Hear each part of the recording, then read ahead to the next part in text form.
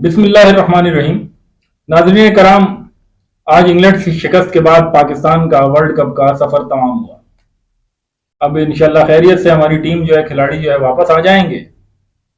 लेकिन सोचना यह है कि पाकिस्तान की टीम क्रिकेट की दुनिया की एक ताकतवर टीमों में से एक है, एक ताकतवर तरीन टीमों में से एक है। तो आखिर इस किस्म की कारकर्दगी क्यों है? वैसे तो ये हमारा ट्रेडिशनल पाकिस्तान का जो है एक स्टाइल है, यही कह लें कि हमारी रिवायत है कि हम अगर बुरी कारकर्दगी दिखाते हैं तो बिल्कुल ही बॉटम पे चले जाते हैं, और अच्छी कारकर्दगी दिखाते हैं तो टॉप पे चले जाते हैं। तो ये हमारा रहा है। इसी वजह से कहते हैं कि क्रिकेट के जो मुबस्सिर हैं वो ये बात करते हैं, माहिरीन, कि पाकिस्तान की टीम से किसी वक्त किसी भी किस्म की जो है तवक्को की जा सकती है। एनीवे, ये वापस आ जाएंगे और अब आगे की तरफ चलेंगे। भारत का मीडिया और भारत के एंकर्स जो मर्जी करते रहें, अफगानी जो मर्जी कहते रहें, ये खेल है, हार जीत हिस्सा है इसका। पाकिस्तान का अभी भी रिकॉर्ड भारत से बदरजहा बेहतर है ओवरऑल। और अगर वर्ल्ड कप नहीं जीता तो ठीक है, वो वक्त भी आएगा कि वर्ल्ड कप में भी इंशाल्लाह जीत जाएगा।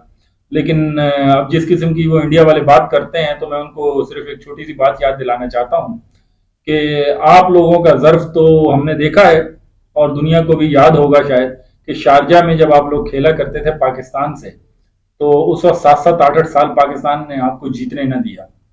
और आपका हाल ये था कि आप एक टाइम पे आके आपने शारजा में खेलने का बाइकआउट कर दिया था। कि और वजह क्या बयान की थी कि वहां पे माहौल ऐसा क्रिएट कर दिया जाता है कि पाकिस्तान जीत जाता है। वाह, क्या बात है! तो अपनी वो भूल गए शायद आप।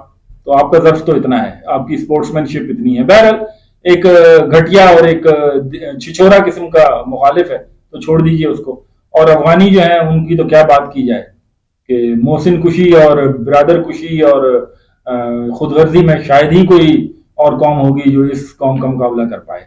एनीवे, अब यह है कि ये आइंदा क्या होगा, और इस वर्ल्ड कप में जो है जो कुछ हुआ वो ऐसा क्यों हुआ। तो बाबर आजम की कप्तानी पे कई सवाल उठ सकते हैं, लेकिन यह है कि मेरे हिसाब से बाबर आजम को जो टीम दी गई, वो बाबर आजम की कप्तानी, उसमें शायद 20% कसूरवार है, वो टीम 80% कसूरवार है। क्योंकि मुझे हैरत इस बात पर है कि जो बॉलर्स आप लेके गए, पाकिस्तान की हमेशा से ट्रेडिशनली जो स्ट्रेंथ रही है वो फास्ट बॉलिंग रही है। तो वो किस किस्म के बॉलर हैं कि वो इतने इतने रन खा गए।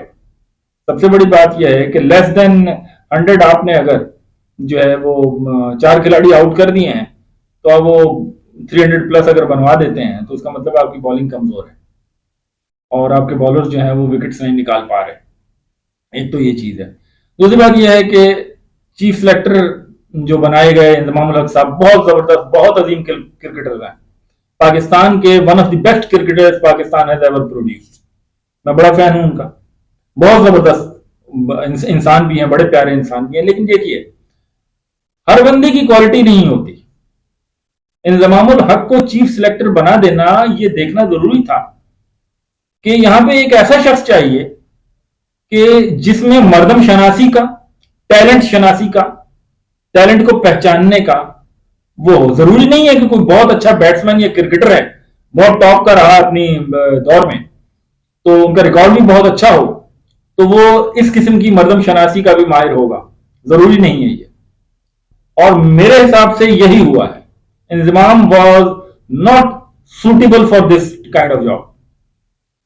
उनकी आप देख लीजिए, जो उनकी बॉडी लैंग्वेज होती है, जो उनकी बात करने का अंदाज है, जो कुछ भी है, वो इस किस्म का नहीं है। वो सादा सा आदमी है, ठीक है ना।